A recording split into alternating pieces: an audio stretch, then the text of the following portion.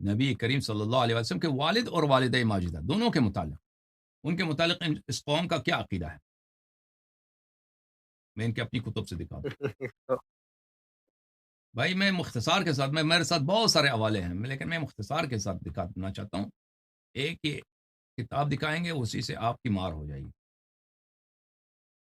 عزیزو یہ کتاب ہے عقیدۃ آپ ٹینشن نہ الموحدین. لیں، جہاں پہ آپ کہہ رہے ہو وہاں پہ میں بھی بیٹھا ہوں، کوئی ٹینشن والی بات میں نہیں ہے.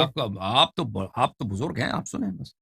آپ نے جواب نہیں دیا تو ہمیں جواب دینے دو. عقیدۃ الموحدین والرد علی الضلال والمبتدعین. یہاں پر اس کتاب کے ضمن میں بہت سارے، جو سن 1999 میں چھپی ہے، بہت سارے رسالے ہیں، بہت سارے کتابیں ہیں. اس جملہ میں ایک کتاب ہے الرسالۃ السابع عشر ادلۃ معتقد ابی حنیفہ فی ابوی الرسول صلی اللہ علیہ وسلم.